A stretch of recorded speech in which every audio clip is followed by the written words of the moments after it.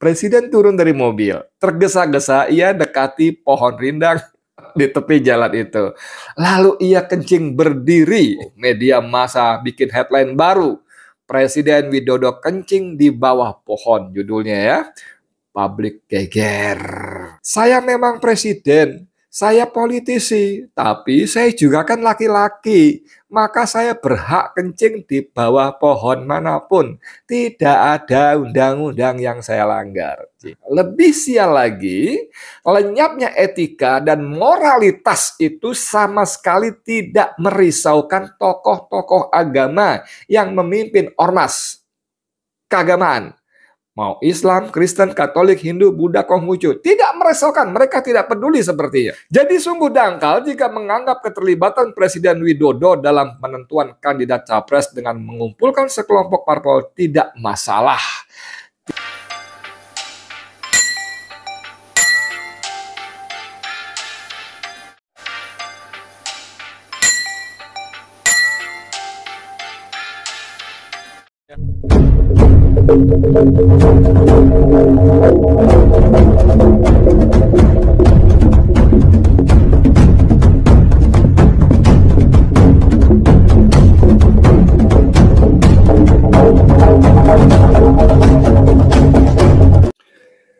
Bismillahirrahmanirrahim. Assalamualaikum warahmatullahi wabarakatuh. Saudara, dengan saya Edi Mulyadi dari Forum News Network FNN.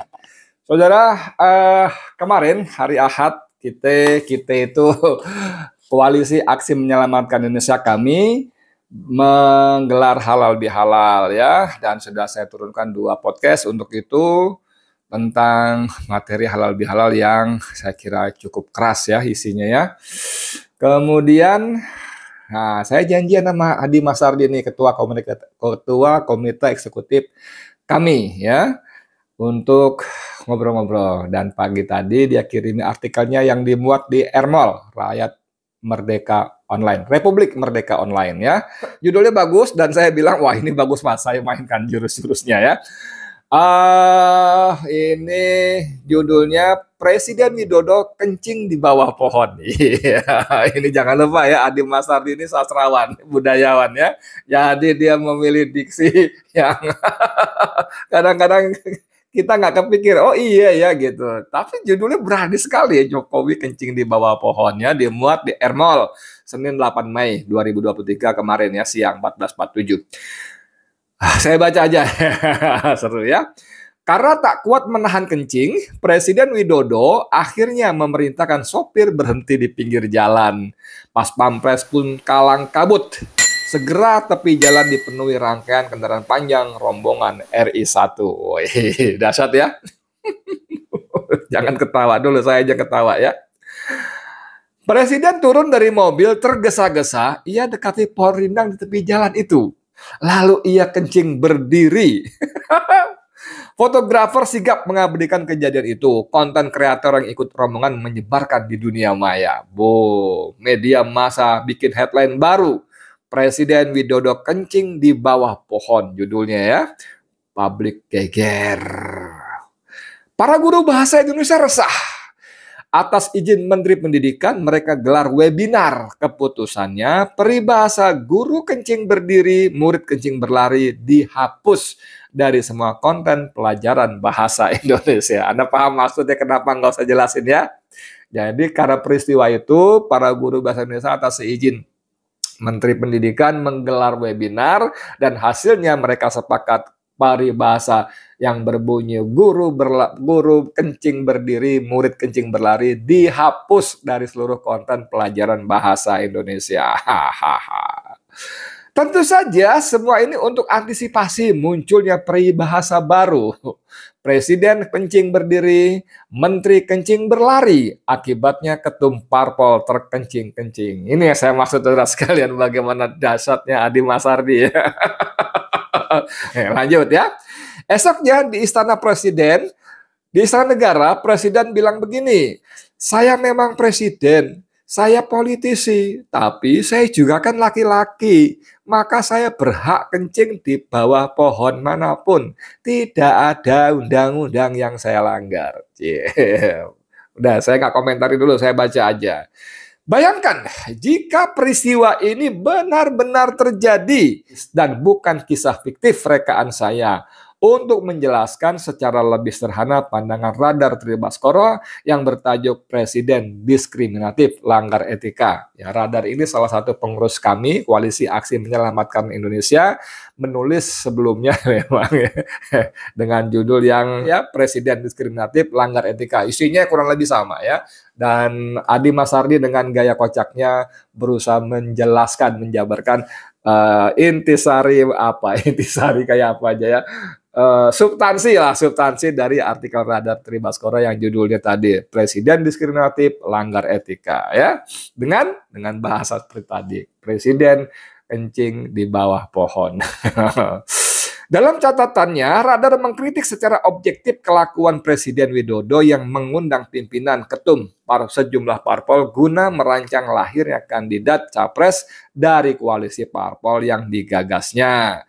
Kemudian untuk menjawab kritikan publik itu, Widodo berkilah tidak ada undang-undang yang dilanggar. Anda masih ingat di pusat perbelanjaan Sarinah Tamrin Jakarta, Joko Widodo kepada wartawan mengatakan, saya selain pejabat publik kan pejabat politik, gitu kan. Jadi saya boleh berbicara soal politik, gitu. Tidak ada konstitusi mana yang saya langgar. Ya kalau kita ngomong ya nggak ada, oke nggak ada. Tapi di sini dijelaskan oleh Adi Masardi. Kalau mereka dalam kurung parpol mengundang saya mengundang mereka, boleh-boleh saja. Apa konstitusi yang dilanggar dari situ? Nggak ada, kata Widodo di Jakarta 4 Mei ya, yang saya cerita tadi ya. Dua jenis undang-undang. Presiden kencing di pinggir jalan memang tidak sepotong ayat pun dalam konstitusi yang dilanggar. Setuju? Setuju. Tidak ada dalam konstitusi kita, baik yang asli 45 maupun yang diamandemen dengan ugal-ugalan selama 4 kali itu, sampai tahun 2002 kalau nggak salah ya, ugal-ugalan itu tidak ada pasal yang melarang presiden kencing berdiri di bawah pohon di pinggir jalan, nggak ada. Jadi ketika Jokowi mengatakan tidak ada yang saya langgar, iya gitu ya. Oke. Bahkan undang-undang lalu lintas memberi prioritas penggunaan jalan raya bagi pejabat tinggi negara. Oke. Alasan tidak ada undang-undang yang melarang sering kita dengar dari para pejabat negara yang melakukan hal-hal yang tidak patut. Argumentasi dangkal begini cermin kian rendahnya kualitas pejabat politik di negeri ini. Nggak ada undang-undang yang melarang. Anda mesti mundur, Pak. Nggak ada undang-undang yang memerintahkan saya mundur. Dalam belitan bilang, oh kan soalnya belum terbukti pengadilan, bla bla bla. Ini soal-soal seperti ini tadi. Tidak ada undang-undang yang dilanggar. Mereka tidak paham bahwa kehidupan berbangsa dan bernegara itu diatur oleh dua jenis undang-undang. Undang-undang tertulis dan undang-undang tidak tertulis. Undang-undang tidak tertulis itu berupa konsensus, etika, tata nilai, dan kepatutan. Di negara-negara beradab, konsensus dan etika moral itu sering ditempatkan lebih tinggi daripada konstitusi. Ya, betul. Betul banget. Di Jepang itu orang-orang yang baru dituduh ya, melakukan suap atau menerima suap, korupsi dan sebagainya, sudah mengundurkan diri karena punya etika, punya adab. Apalagi sudah terbukti. Dan terbuktinya itu Masya Allah. Itu dibanding kejahatan korupsi dan KKN di Indonesia, nggak seupil. Anda tahu seupil ya. Nggak seujung kuku nilainya ya. Tapi mereka secara tahu diri mengundurkan diri. Kalau kita mengatakan tidak ada undang-undang yang saya langgar. Apakah mengundurkan diri sebuah solusi? Bla bla bla bla. Oh, paling pandai merangkai kata-kata ya. Dalam satu dasawarsa belakangan ini, Indonesia sebagai negara bangsa memang sedang meninggalkan peradaban. Presiden bisa mendustakan konstitusi, legislatif bisa tutup mata terhadap berbagai penyimpangan pemerintahan. Oh, ini banyak sekali ya, banyak sekali. Seorang menteri bisa ngomong seenak jidat, bahkan menganggap hal umrah BUMN yang berada di bawah kendalinya membeli saham perusahaan swasta yang dikelola kakaknya secara tidak wajar. Ini Erick Thohir membeli GoTo ya, dengan memerintahkan Telkomsel 6,5 triliun membeli saham perusahaan secara tidak wajar yang dimiliki oleh kakaknya sendiri. Namanya Erick Thohir, Menteri BUMN, kakaknya namanya Boy Thohir atau nama sebenarnya Garibaldi Thohir. Ini soal etika, soal adab. Belum lagi kalau kita bicara soal KKN dan sebagainya, ya, konflik of interest dan seterusnya dan sebagainya. Lebih sial lagi, lenyapnya etika dan moralitas itu sama sekali tidak merisaukan tokoh-tokoh agama yang memimpin ormas keagamaan. Mau Islam, Kristen, Katolik, Hindu, Buddha, Konghucu. Tidak merisaukan, mereka tidak peduli sepertinya. Padahal masalah etika dan moralitas merupakan otoritas mereka. Kalau kita balik ke agama Islam, salah satu sabda Rasulullah SAW yang paling penting terkenal adalah innama bu'itsu liutamima makarimal akhlak. Kan begitu ya? Hadis yang terkenal itu kan. Dan aku tidak diutus kecuali untuk menyempurnakan akhlak, memperbaiki akhlak. Itu BUMN itu akhlak loh.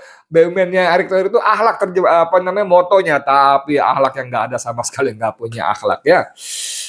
Jadi sungguh dangkal jika menganggap keterlibatan Presiden Joko Widodo kalau Adi Mazhardi tidak mau nyebut Jokowi, dia mau nyebut Widodo. Kenapa, Mas? Aku bilang, karena Jokowi itu ucapan dari para penggemarnya, para pemujanya, para penyanjungnya, dan saya bukan termasuk mereka, kata Adi Mazhardi. Jadi saya menyebutnya Presiden Widodo. Oke, nggak apa-apa, saya ikutin ya.